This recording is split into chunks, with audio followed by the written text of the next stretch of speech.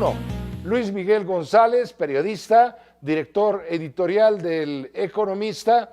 Le agradezco en esta colaboración muy especial con Uno TV Noticias el que nos tome esta llamada y claro, sus comentarios. Luis Miguel, ¿cómo te va? Muy buenas noches. Muy buenas noches. Luis Miguel, bueno, hoy tenemos dos ángulos, las malas calificaciones de México, que está lastimando el grado de inversión, por un lado, pero primero, creo yo, de mayor impacto, la caída histórica.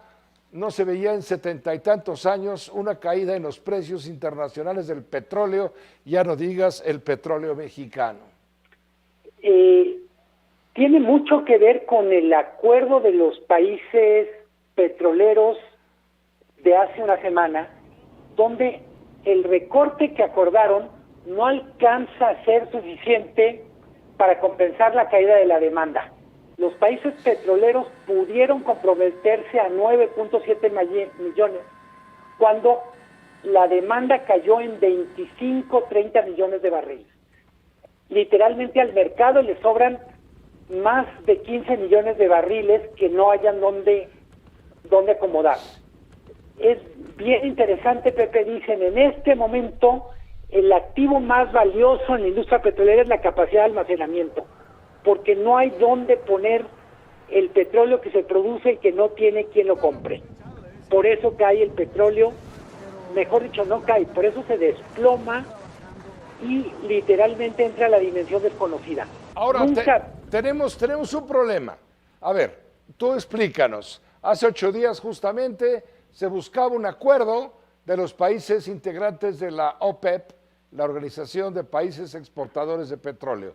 México no es parte de este cártel del petróleo, sin embargo es un país observador como lo es Rusia.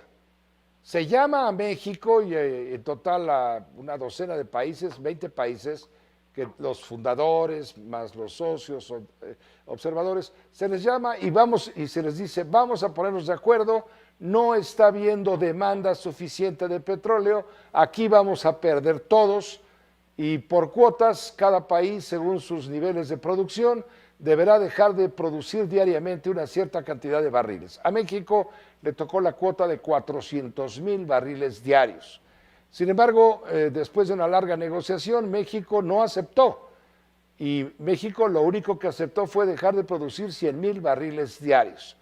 Finalmente, Estados Unidos dijo yo voy a poner la otra parte, Arabia Saudita no quedó muy conforme y dijo bueno pues entonces ahí nos vemos. Pues ya llegó la hora de verse, ¿y de dónde? De verse en los mercados.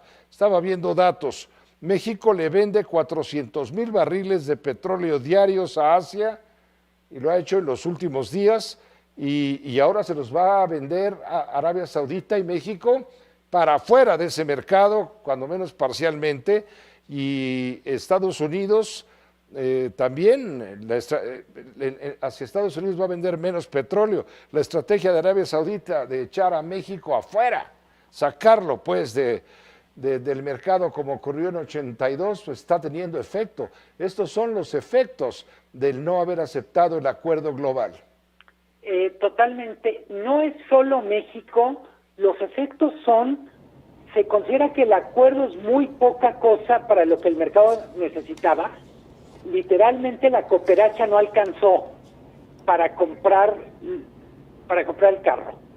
El mercado lo que está diciendo es, a ver, lo que sobra es petróleo, lo que sobran son literalmente vendedores y lo que falta es quien lo compre.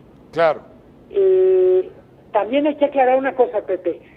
Este desplome tiene que ver con precios a futuro de petróleo que se entregaría en mayo. Los expertos dicen las cifras más catastróficas las veremos esta semana y cuando empiecen a negociarse los contratos de junio estaremos en niveles más razonables de precios entre 15 y 20 dólares que siguen siendo muy bajos. Vamos a decir, el problema hoy alcanzó probablemente ya un nivel surrealista, la dimensión desconocida, decía. Pero lo que vamos a encontrarnos pasando esta semana son precios muy bajos que en cualquier modo reflejan el grado tan profundo de la crisis en la que está la industria petrolera. Muchos se preguntan si en esta crisis 2020 no nos falta por ver la quiebra de una gran petrolera. De ese tamaño son los números.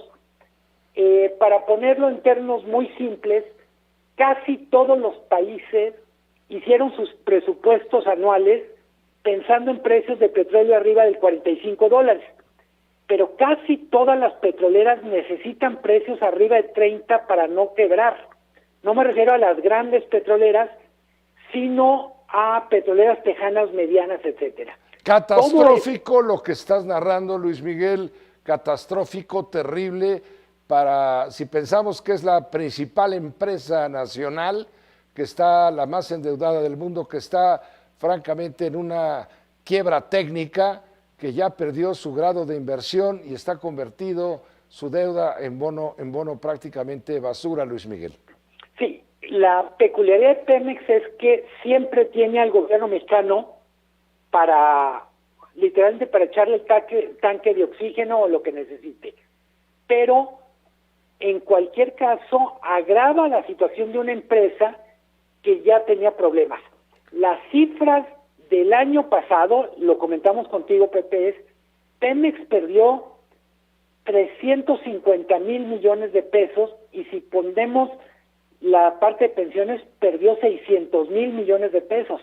30,000 millones de dólares perdió el año pasado Pemex con precios normales de petróleo. Ahora sí, imagínense las cifras en un año donde el petróleo literalmente está bajo tierra.